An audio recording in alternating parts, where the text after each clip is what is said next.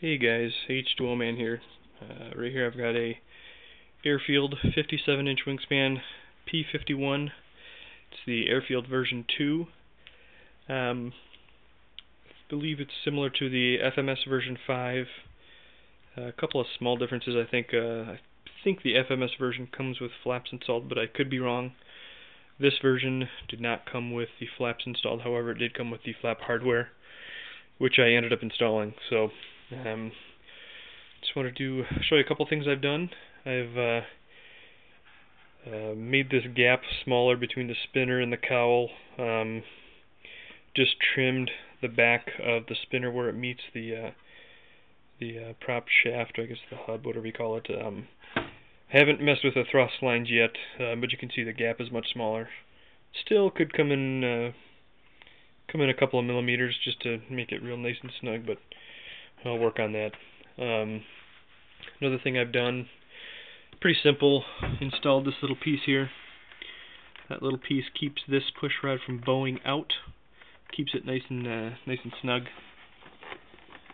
Another thing I've done is I've added an external BEC. Aside from converting all my stuff over to EC3s, which if I get a bigger battery and bigger ESC, I'm going to probably go with the EC5s. Right now I got the EC3s, so that is my Sportback from Dimension Engineering. It puts out a constant 3.5 amps. Not sure that's going to be enough. I think it's going to be fine. It's a great company, produce great products. According to their spec sheet, I'll be fine, but you never know. A lot of people go with the Castle Creations 10 amp, but this is what I got. Good thing about this is you do not have to disable one of the wires on the receiver lead from your ESC. Just plug it right into the BEC, and it kind of does it internally. And then the BEC just plugs into the battery. You do have to connect the power cables, obviously, but nice little mess of wires. I got to do some cable management. This is the stock receiver.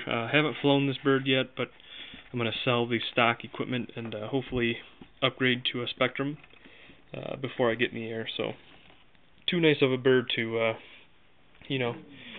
not use some of the trusted names in the business. So, anyway, that's the inside of it. Make sure if you do get this plane, you Loctite everything. Even the little things like that you kind of look over. Make sure you don't skip Loctiting something like that. You don't want to lose a control surface in flight. Alright, another thing I've done is I've pin hinged all of the control surfaces. Dubro pin hinges, foam safe CA. Very simple to do. This is my first run, my first go at rehinging a control surface. So it was fun. I actually lucked out. I didn't mess up at all. I would recommend that you practice on something. I got lucky and happened to do it right the first time. So let me flip this bird over and show you what I did. I rehinged all the surfaces, the back sections, and even when I added the flaps, I used pin hinges. So I feel like they're a little less hidden in tape. Okay. What I've done here, I raked the landing gear slightly forward. Not a whole lot, just slightly. I'm gonna fly on a paved field, just a huge paved parking lot with no light poles, just a perfect field. So I'm not a whole lot concerned with busting these off, which a lot of people do. What I did, I just put a few washers behind these, underneath these screws underneath the black mount here, just on the back side. When you do that, you're gonna have to adjust the covers. I would suggest putting the gear down, and then, take this off, put the gear down, and then kind of make your adjustments here. I got a couple washers and in here I've got a couple of washers for spacers. I put a couple washers right here just so the wheel wouldn't hit this cover. I didn't want brakes. That would be bad. Probably bust up the front end if the wheel's locked. Also, I had a Dremel tool I got from Harbor Freight for about $10. Just took the small attachment, ran the Dremel down here, put a carbon fiber strip all the way from the end all the way down here. I believe it's almost exactly 24 inches. Don't quote me on that, you may have to measure yourself, but that's what I remember it being. Once that's in there, just a little foam safe CA keeps it in. Took some testers, foam safe paint, painted it. The carbon fiber strip that I used is flat, so it bends one way, but excuse me, it's flat this way, so it bends this way, but it won't, bend the other way. So bends easy this way, but not. You get the idea. It's kind of hard to show with one hand, but I think if I was going to do it again, I'd get a little bit of a thicker, a fatter piece. This is pretty thin. I'm not too concerned. It takes a lot of the flex out of the wing. Some guys have used a little bit thicker stuff, which is better, but I'm happy with the way it turned out. I also did this back section here the same way. Took the section off to do it. It'll be tricky if you've already glued yours in, but I didn't. So I just unscrewed it, took it off, ran the Dremel tool all the way down to the other side, and put that piece in. I think this piece is 19 inches long.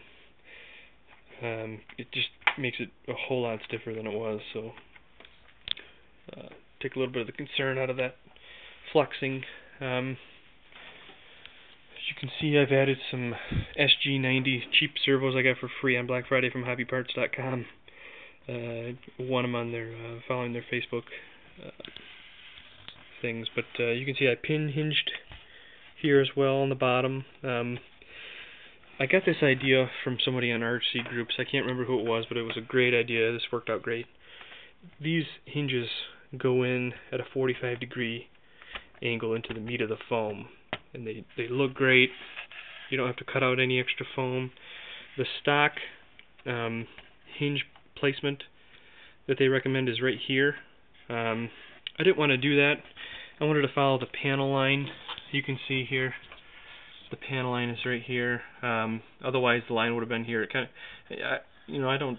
It doesn't look bad or anything. I just wanted to have it on that panel line. So the result is a huge flap. Might be too much, might not be, but we'll see how it slows the plane down.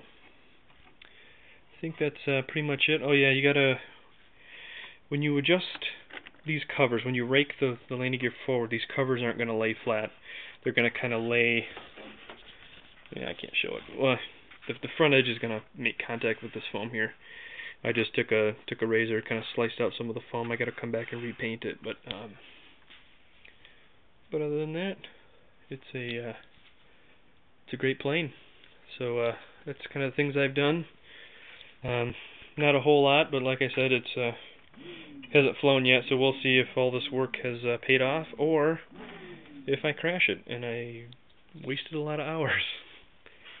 But we'll see. I'll make a video of the maiden flight. Hopefully the ESC doesn't burn out. It is only a 45 amp stock ESC. I think it'll be enough. I got that external BEC. I think it'll be fine. I don't do a lot of crazy flying, but we'll see how it goes. If you got any questions, feel free to post them. Thanks.